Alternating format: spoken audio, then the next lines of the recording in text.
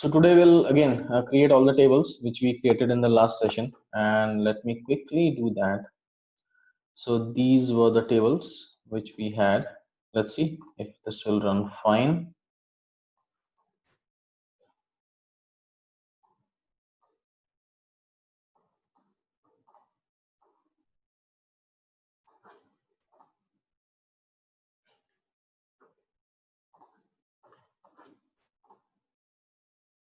I think the session got expired, I guess.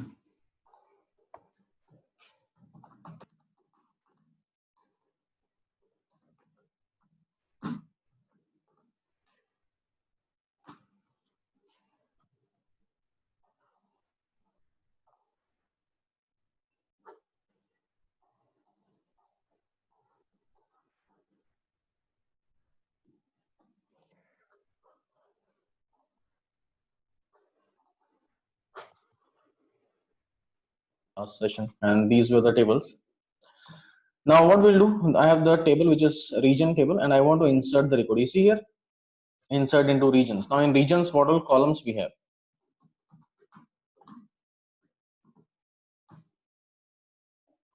Obviously we'll not able to see till the time I'll insert one record. Let's insert this record, and now let's go ahead and execute this. Here you can see that I have region name and region ID, and I inserted the record, right? Insert into regions, values this. Same way I'll insert other records as well. There are 4 regions in my business, so these are the 4 regions we have. You see we have 4 records now. Similarly, we'll have the second table where we'll have the countries. I'll just get all the data from the insert statement. So these are the insert statements which we have. We have different countries. So insert into countries, values IT Italy 1, JP Japan 3, and then US United States of America 2. So let's see. Once we'll insert the records, and we'll see that how the table looks like.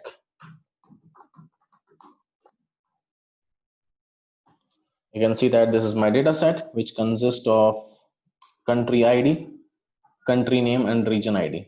Now region ID, you can see here I have duplicates, and region ID is nothing but the primary key, right? If you remember from the last class, we made region ID as a foreign key in this table, in a primary key in the regions table. Here country ID is my primary key in this table, right? And obviously my foreign key can be duplicated, so you can see that there are duplicates available, which is pretty much fine. Now let's say I have regions, right? So I inserted 4 region 1, 2, 3, 4. Only those values are, you can see here. Suppose I will try to insert some other value. We already know, right? We cannot able to insert that. For example, let's say I have this record. I'm trying to insert region 5. When I'll try to insert this particular record, it should throw me an error, which is unique constraint violated, right? So okay, that is because this DE, let's give this name as DE. So this error is because it was a primary key, right? And I just try to insert BE again. Now let's not enter BE and try to insert DE. You will see that it will still give me an error because of unique constraint PK violated. Unique constraint PK violated should not be there because I don't have any countries star from. Right, and here I don't see any DE value, but did we make DE? Okay, DE is for Germany. Interesting. So DE is already there. Let's give it as XX. XS must not be there. So let's try to execute this. So you see that parent key not found, right? So this is why, this is what the error which we are getting, because this 5 is not present in the parent, and that parent is nothing but the regions table. So that is the benefit of the constraints which we have. Now let's insert the records for the locations table as well, right? So we are having various locations as well in my data set. So I'll just get the inserts for that. These are the inserts.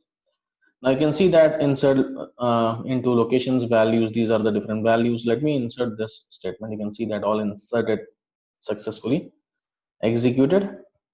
And if I check the table, select star from the table, and you can see that in the location we have the values coming in. For for example, state and province, for location ID 1000, let's go to location ID 1000. You see that I put the state and province first, second, third, fourth, fifth column. First, second, third, fourth, fifth column. I made the fifth column as null, right? So I explicitly mentioned that I don't know the value of this particular street address. Then we are just making it as null. So that is why you see that the null is coming in here. So we have all the data available in the location table as well. Now I want to insert the record in the department table. Now let's see what happens here. Now let's say this is my one of the departments. Let's try to execute this statement, and you see that I'm getting an error that integrity constraint violated, parent not found. Now what is parent in department? If you guys remember, let's see if we have that data model.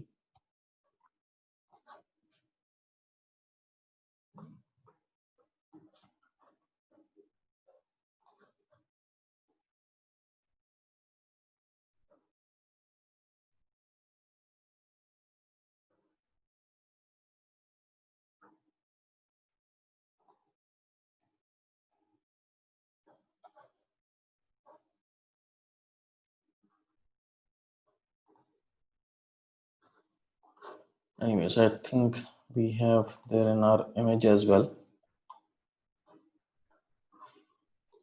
Let's see. Nope.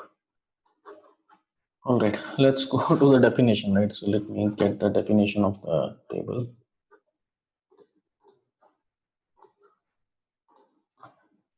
Okay, let me open this. Here we go. So we have department table. Now in this department table, I have location ID as foreign key. And if you guys remember, we made this manager ID also foreign key, if you guys remember, after creating the employee table, right? You see that manager ID is a foreign key. Now the error which we are getting, because I already populated the employee table, I already populated the regions table, right? Region is one of the foreign key here. Location, sorry. So location already populated, right? Earlier we already populated the location table. So it should not throw me the error of parent is not found. But now I'm getting an error because in the manager ID, if you see in the SQL statement, I am putting something. This is my department ID, and 200 is what? Looks like this 200 is my manager ID. So what is the problem? The problem is in the employee table, I don't have any manager because I did not insert any records in the employee table till now. So if in the employee table there are no records there, then how will this 200 be get into this table? Getting it?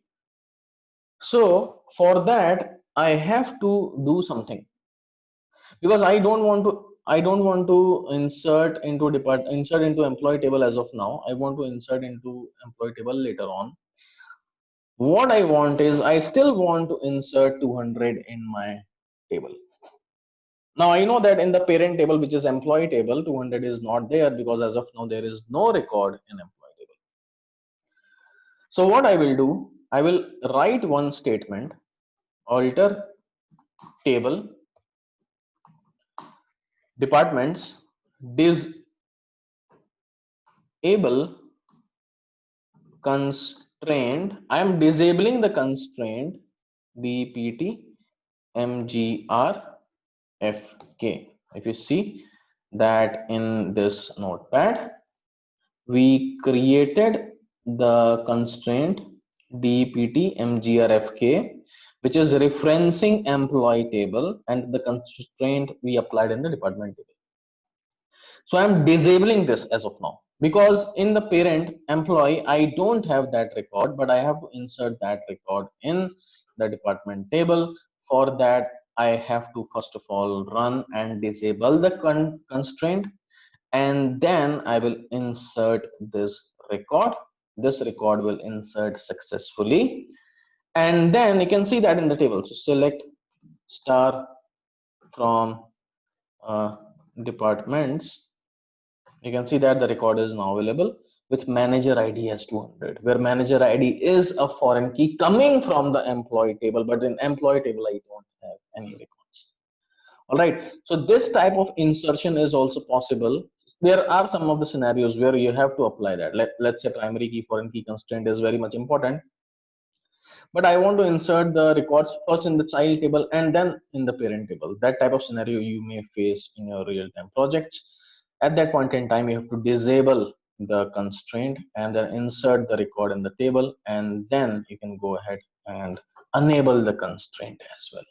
Okay, so as of now, what I'll do, I'll just go ahead and insert rest of the records from the department table in the department table. So these are the records we have, which I will insert. First record is already inserted. I'll go and insert the second record, execute this. Brilliant. And now when I check the table, it should have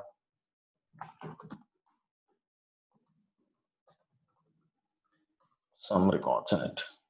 So you see that we have a lot many records coming in. Is this concept clear, guys? Why I disable the constraint?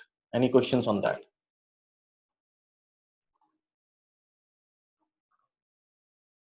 Yes, no?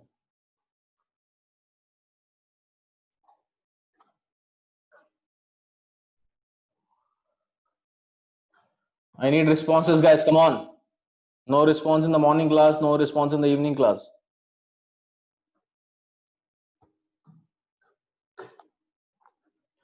Now let's go ahead and insert. Now I will enable the constraint later on.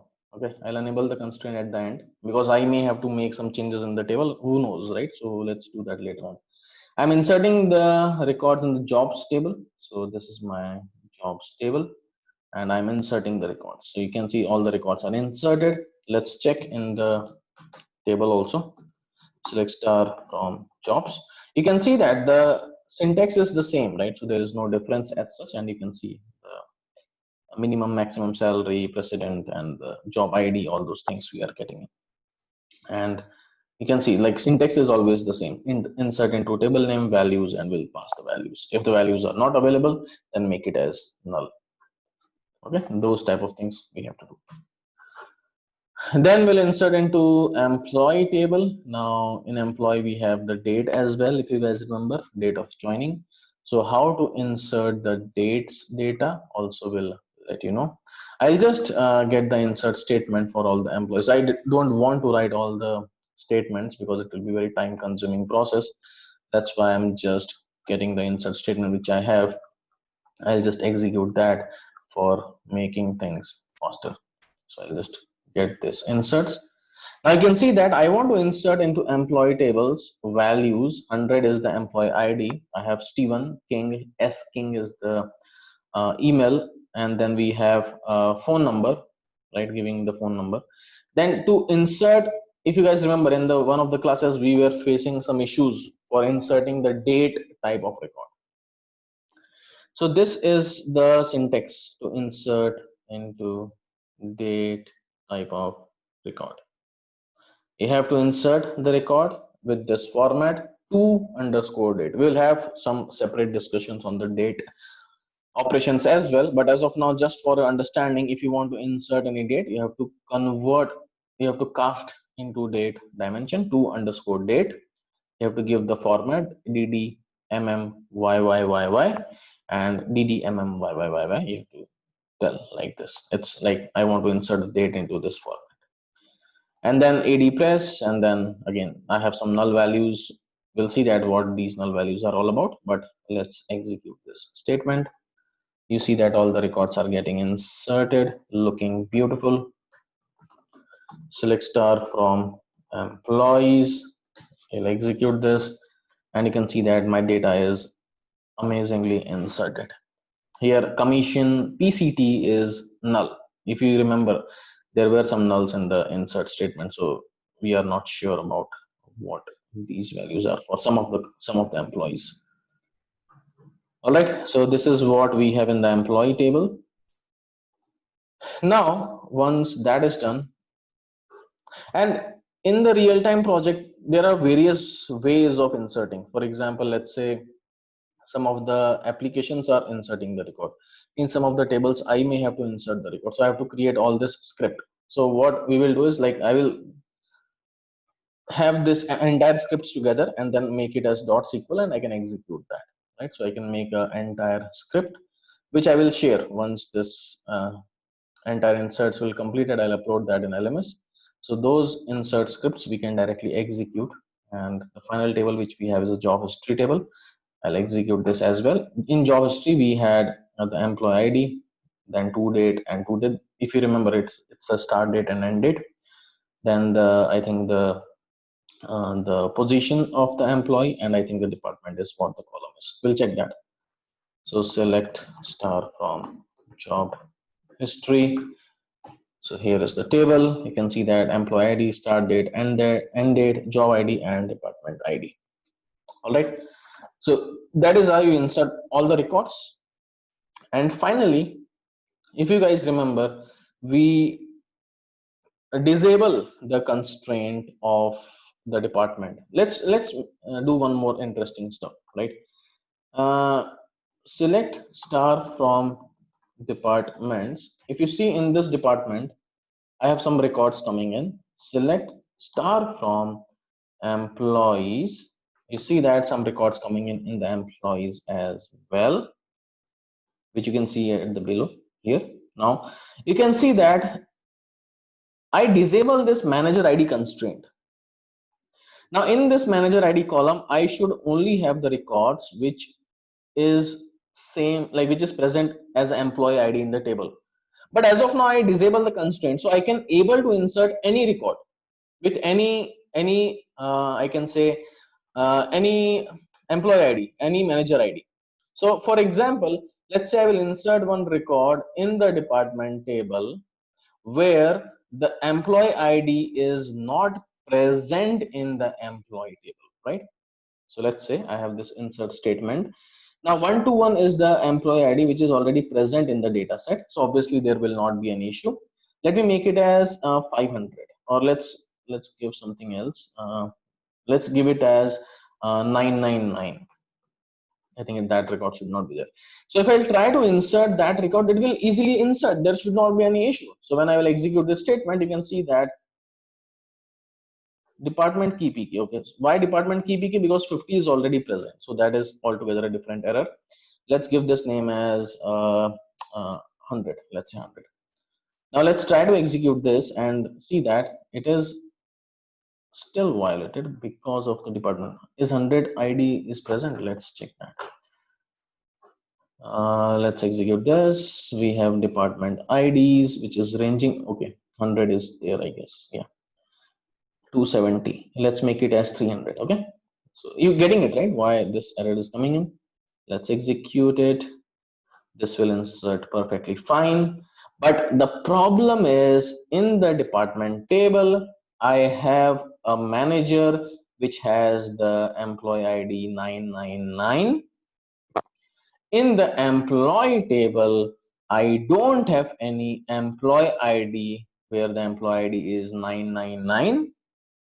Now, if I will try to enable the constraint, alter, right? We have to alter the constraint and make it enable, right?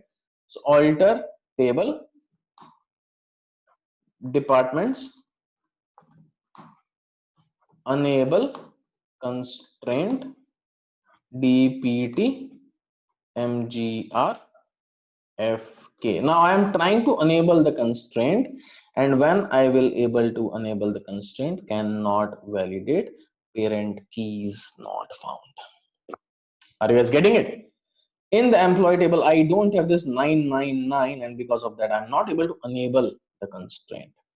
That is the benefit.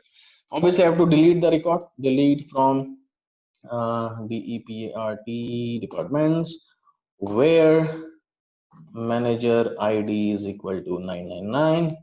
I'll just delete the record, and then I will try to enable the constraint. Now it is interesting why it is not coming in. Let's see. Now I think something is wrong here. In the department, we have the manager IDs. It should work now. Let me commit.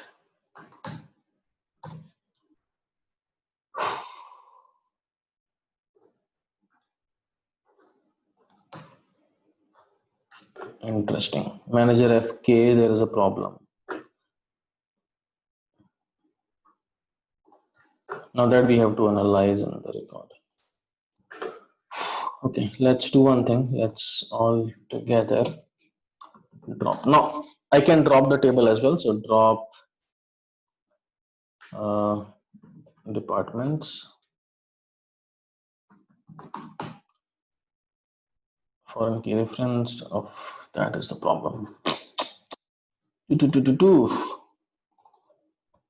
Okay, there are a lot of foreign keys, primary keys relation, right? So I cannot able to delete the table as well, drop the table as well. Now we have to write some logic to understand like why it is not matching. So now, if you guys remember that we had a disable constraint happened in the department table, and what I want is I want to enable when I do alter table departments and I want to enable the constraint dpt mgr fk. When I try to enable this constraint, it is giving me an error. This was the error we are getting. Department mgr fk, something is parent is not found. Now parent is not found means I'm trying to enable the constraint which is from the employee table. That means something is not present in the employee table. So employee is my parent, right? Because this department mgr fk is coming from where? It's coming from the employee table. So what I will do, I'll apply a select manager ID from departments minus. Now minus is like in this table minus the second table. What all are the left out record is what it will give me. We'll have a detailed discussion later on, but minus is helping me to see what is the differences. Select employee ID from employees, and then let's try to see. You can see that there is a manager ID 205 which is present in the employee, which is present in the department table but not present in the employee table, looks like. We can check that. So select star from employees where employee ID is equal to 205. So when I execute this statement, you can see that we'll get no records. And because of this 205 record, we are getting the error. So what I will do, I will try to delete the 205 records from the department table, because obviously I cannot have this manager, and a manager foreign key will not be enabled till the time I drop the record. So what I'll do, I'll just delete the record, delete from departments where manager ID is equal to 205, right? So we'll try to execute this statement, and now I will get some another errors. Now the error which I'm getting is child record found in JHIST DPTFK. Now JHIST is a job history table. Now in the job history table, this manager ID 205 is present, looks like. So I'll go to job history table now, select star from job history, and we'll check in this job history table, there is a column employee ID. Now, the problem is not with the employee ID basically. When I try to delete this, you see which foreign key is having problem, DEPTFK. Now, JHIST DEPTFK, if you go ahead and check in here, JHIST DPTFK, you can see that this DPTFK is actually coming from department ID. So what the problem is, when you are trying to get the record where employee ID is equal to 205, you can see that this guy belongs to, no, 205, sorry. When I'm trying to delete this department, it is throwing me an error because this guy 205, we have to check in the department table, select star from departments where manager ID is equal to 205. Now we'll check, this guy is from 110 department. Now I will go here and check here, department ID is equal to 110, which is present in this table and which is nothing but the foreign key. So I have two records coming from the from this table, which is actually a child of the department table. So what I want to do, first of all, I have to delete these two records. So here I will delete from job history where department ID is equal to 10. And now I deleted the records, perfectly fine. And now if I will try to delete this guy who is belonging to 110 department, this will delete also. Now after that, there is no manager who is present in the department but not present in the employee, because this is the only guy who is not present in the employee table. So I deleted this from the department. And now if I will try to enable the constraint, I will able to enable the constraint as well. Are you guys getting it? What happened in this entire story? Any questions here? All right, so let me quickly discuss this again, those guys who did not understand. So what happened? Harshal, please concentrate. Now, if you guys remember, we had a employee table and we have a department table. Now, what we did was we disable the foreign key constraint which is coming from the manager, right?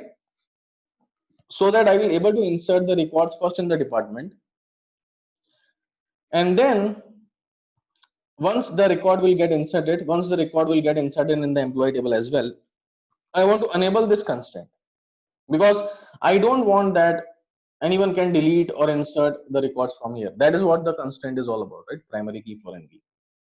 Now, once I inserted this record here, I inserted a record 205 as well, which is not present in this table. So now as it is not present in this table, we are trying to enable this foreign key constraint on this column, which is coming from the primary key of employee ID from this table. But here I don't have 205 entry, and because of that, this is not getting enabled. So what I did is I tried to delete the record 205 from the table so that there will not be any discrepancies from this table and this table. But what happened, that 205, when I'm trying to delete, this guy is belonging to department number 110, and as department number is foreign key in this table, I can only have one department with 110, and this department is actually a foreign key in the job history table. In the job history table, I have two entries of 110, and those are the child of this 110 coming from the department table. So when I'm trying to delete the record from this department table, it is not enabling me to delete the records because in the job history table, there are two childs present. So what we did is we deleted the records from the job history table first, 110, so that I can able to delete the records from the department table 110, where department ID is 110, where that department is owned by the manager 205. This is the ultimate aim, right? That I have to delete 205. So I deleted the 110 records from the department table, where now this employee ID 205 is no longer there in the department table. So there is no discrepancies between these two tables. And then I'm trying to enable this foreign key again, and it is getting enabled because now all the employees which are present in this table are present in this table as well. Getting it? Still not getting it? I will repeat it again. I don't have any problem. But this is very important concept. And luckily we face this at the time of the insertion of the records. Still doubts, please ask.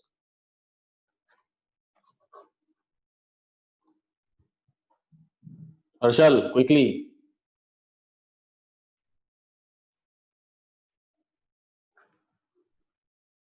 Clear or not? Okay, sir, yeah.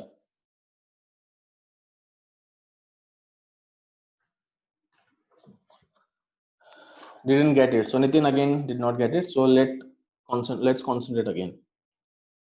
I have the employee table. I have the department table. Now in this department table, I have a foreign key which is on the manager ID. Manager ID is a column in the department table, which is a foreign key coming from the employee table, employee ID. Now when I inserted the record in the, now as department table has a foreign key in the department table, which is coming from employee table, but we are inserting the records in the department table first. So what I did was I disabled the foreign key constraint because I can insert the records. Because why I disable the foreign key constraint? Because I don't have any records as of now in the employee table, but I still want to insert the records here. So I disabled this foreign key constraint for some time. I inserted the records in the department table. While inserting the records in the department table, I inserted 205 employee ID as well. And then I am trying to enable this foreign key. Now, when I will try to enable this foreign key, what will happen? It will check all the records, whether these records are present in this table or not. So what Oracle found out that record number 205 is not present in this table. So how will I enable the foreign key? So it threw me an error. So I checked that 205 is the employee, which is not present in the employee table, is inserted in the department table. So primary key foreign key constraint cannot be eligible. I cannot apply that. So I tried to delete employee ID 205 from the table. Now employee ID 205 belongs to department number 110. Now 110 is a primary key in the department table, which is a foreign key in the job history table. Now in the job history table, I had two entries of 110. Now as this is the foreign key, I cannot delete the primary key till the time the foreign keys are not deleted, right? The records from the childs are not deleted till the time I cannot delete from the parent. So I found out that there are two records of 110. I deleted that from this table so that I can able to delete this record from the department table, because this record, the manager is 205 and this 205 is not present in the employee table. So my ultimate aim is I want to remove 205 anyhow, so that I can able to enable the foreign key constraint in both the tables. So that is what we did here. Clear, all of you?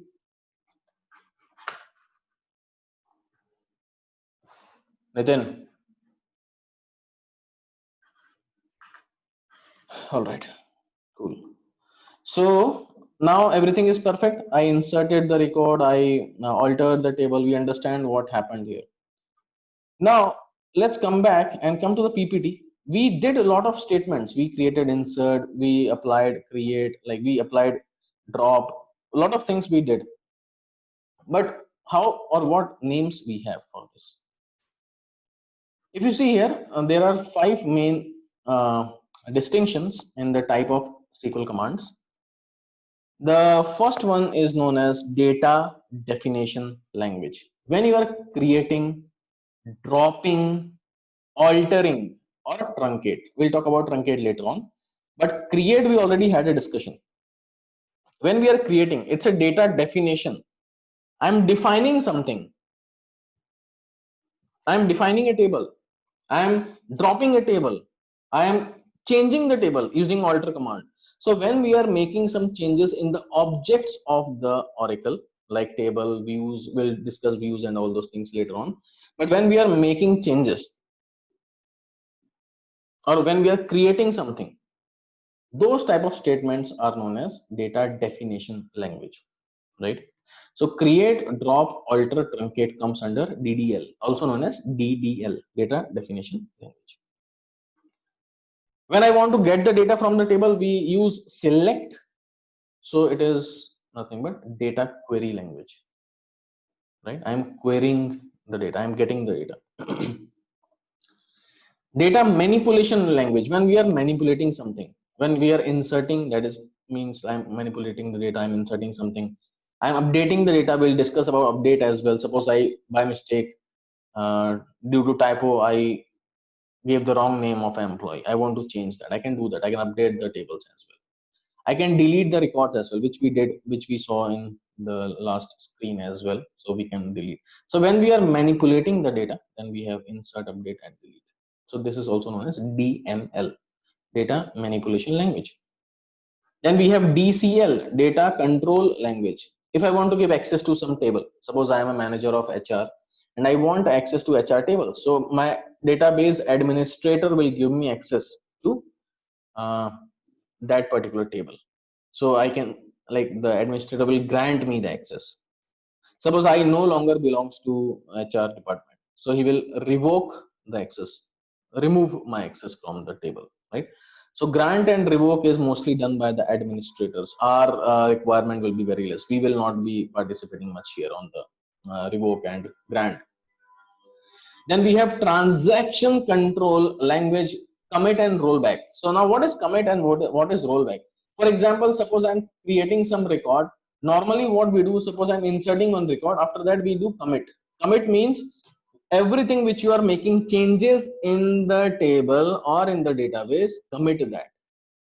Commit means after this commit statement, any changes which you made will not removed. Something like, suppose I'm creating Excel file and then I'm doing save as, I'm saving the data, right?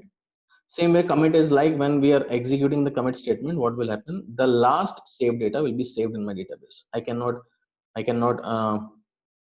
make any changes there. Like, obviously changes can be done, but automatically it will not. For example, let's take a simple scenario. I have a database where I inserted some records, but I forgot to write commit, right? I forgot to write commit, and suddenly my database connection broken down, right? Due to some electricity failure, my server shut down and everything gone. So what will happen? The records which I inserted will no longer be there.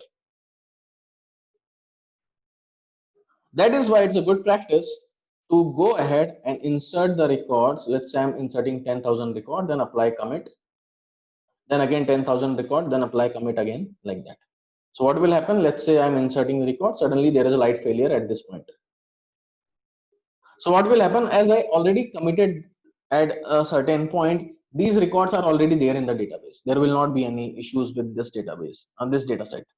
But yes, as the light failure happened here, so these records will not be inserted. I have to insert this again. But these records are already inserted because I committed the committed that I executed the commit at that end of the statement this. So that is nothing but commit. Rollback is nothing but, suppose I made some changes, but I thought that, okay, this change was wrong, so let's roll back. I'll execute rollback. What will happen? The changes which I did or the statement which I inserted, I will just roll back so that all the inserts will no longer be valid. Okay, so DCL is my data control language, which is nothing but, sorry, transaction control language, which is nothing but commit and rollback, which we use when we are inserting or updating. We prefer to go and write the commit so that there will not be any changes. Or suppose I shut down my machine or the instance of Oracle, everything will be saved properly. Okay, so these are the main 5 different types of statements which we have. In interview they may ask what is TDL, what is DQL, what is DML, what is TCL, what is TCL. Okay, is this clear, all of you guys? Any doubts on this? Commit, rollback, rand, revoke, insert, update, delete, select, and all those statements. Any questions? Quickly let me know. Let's see how rollback and commit works. Create table ABC. I'm giving a simple table. ID as number, only one column. Execute. The table is created. Insert into ABC values 10. Okay. Let's insert this. Inserted. Now if I check here, select star from ABC, you see that the record is there, right? ID 10. But let me apply roll back. Okay, statement processed. Shall we go ahead and check ABC? Now here it is not working. I think again that is the limitation. Rollback basically remove this value from the ABC. I'm not sure why it is coming in, but normally what happens is it removes the value which is 10. For example, let's say I'll go with commit, or I think there is an auto commit enabled. I think here that is the problem. Okay, let me do one more thing. Let's insert 20 and run rollback parallelly. Let's see if that will work.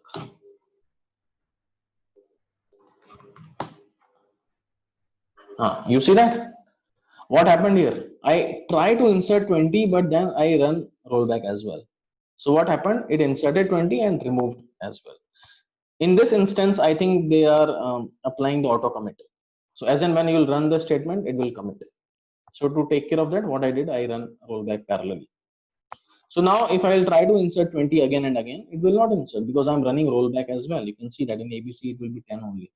20 will not come. Okay, let me remove rollback and then execute this again. And now check in ABC, 20 should be there. It is there. Are you guys getting it? Rollback and commit. So basically, if you are inserting something and you think that, oh, it's wrong, or let's say I update something, oh, it's wrong. So just run the rollback. All right. So these are the different statements which we have. These are very, very important to understand. Any questions here, please ask. I think we can stop here and we can have the